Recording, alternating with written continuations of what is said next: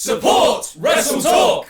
Hello everyone, what a week it's been. All that news that happened, the first episode of AEW Rampage that aired on Friday. This list was written on Friday afternoon before the episode came out, so let me just cover all my bases by saying, oh, I loved it when this happened, or I wish they hadn't done this bit. And wow, I can't believe Daniel Bryan showed up a few weeks early and killed that guy with a gun. They're all eventualities nailed. I'm Adam from WrestleTalk, and here are 9 stories from the week you might have missed. What do you think is the most shocking news of the week? Let us know in the comments. We'd love to hear from you. And while you're at it, make sure you're subscribed to WrestleTalk. As ever, here's a joke. If you smile, you must subscribe. Them's the rules. What did the woman say to her husband to justify traveling hundreds of miles to visit Rudolph the Communist just for a weather report?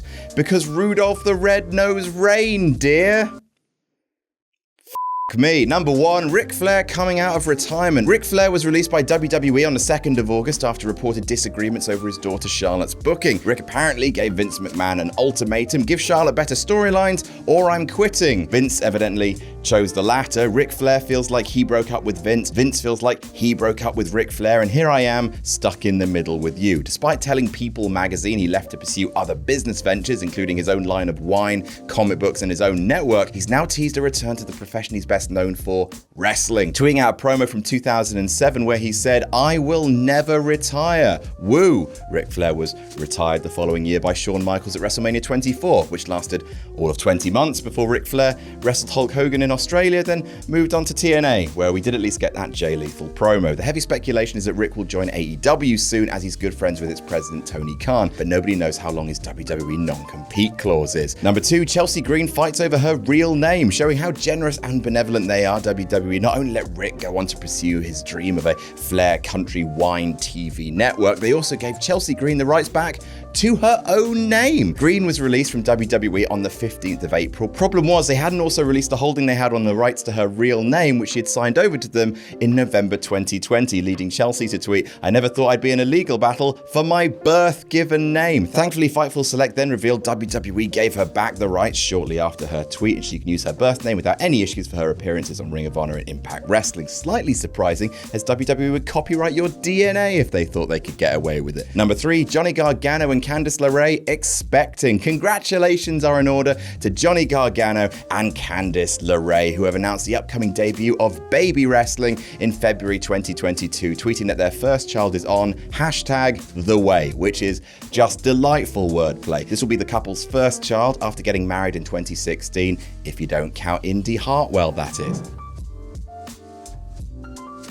Number 4, Jim Cornette thanks Tony Khan. In more feel-good wrestling news, one of the hottest feuds in all of wrestling slightly thawed when professional Abe Simpson Jim Cornette had nice things to say about professional Millhouse Tony Khan. Beautiful Bobby Eaton, one of the most talented in-ring workers and by all accounts nicest human beings to ever wrestle, sadly passed away last week. Cornette had managed Eaton in the Midnight Express, and he released an emotional, heartfelt episode of his podcast, Remembering the Man, in which he thanked Khan and AEW for their Bobby tribute. I want to say this also. A lot of people tweeted, including the folks at AEW, tweeted a nice graphic and a respectful message about Bobby. And I know that some of the AEW personnel in various positions listen to the show, and that's not a snide comment either.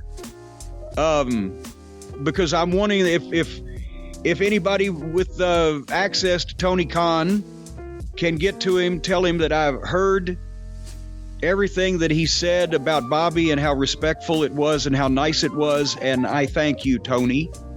Tony Khan is not a horrible human being. We may see way far apart on wrestling and a variety of issues, but that was a cool thing to do, Tony.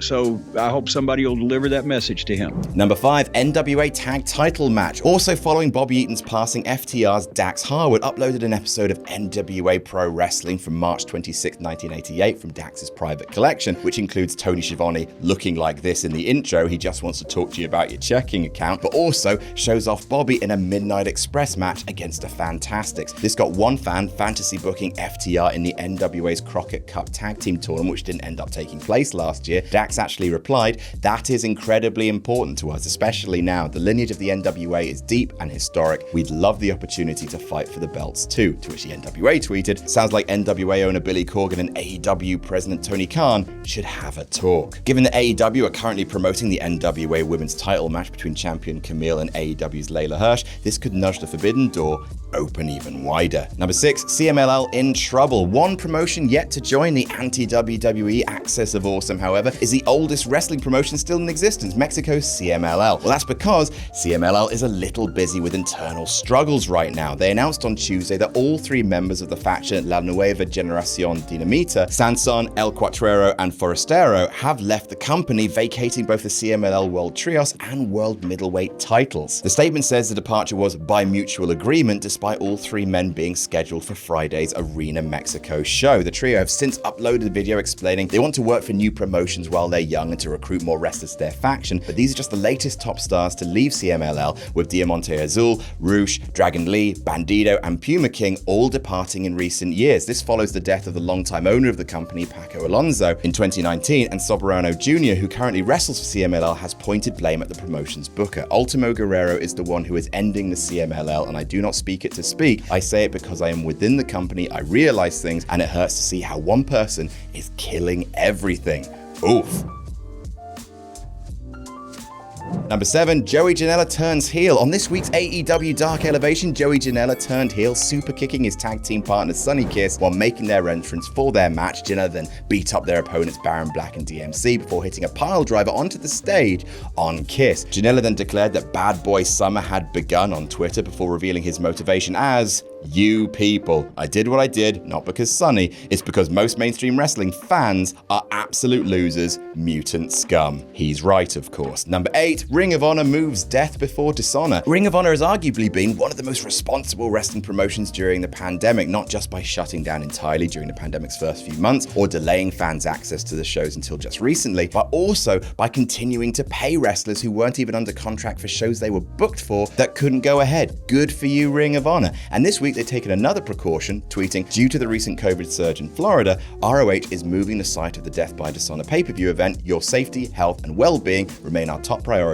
Thank you for your continued patronage." They have now moved the show, airing Sunday 12th of September, to the 2300 Arena in Philadelphia, formerly known as the ECW Arena. This raises question marks over SummerSlam in Las Vegas and AEW's upcoming shows in Chicago and New York, with reports both companies are planning for a return to no-fans events. And finally, number 9, Riddle and Goldberg. Heat no more, but let's end this on a brositive. Matt Riddle and Bill Goldberg have been feuding in real life for years, probably because Riddle said he could beat Goldberg in a real fight in 2 minutes, then Goldberg blocked him on Twitter, and then Matt publicly called Goldberg a bad, unsafe, and dangerous wrestler and a liability to anyone else, which is, about as legitimate a beef as you're likely to see. They then had a very uncomfortable interaction backstage later that year, caught on camera for a Chronicle episode following Goldberg around, where he ran into Riddle and they passively aggressively spoke about who is and who isn't each other's bro. But now Riddle has told Sony Sports India that brogons might be brogons. He said, "I saw Bill the other day before he challenged Bobby Lashley, and he was walking to the gorilla position, and I was standing there, and I was with Damian Priest at the time, and he says hi to everybody, and then Goldberg comes up to me,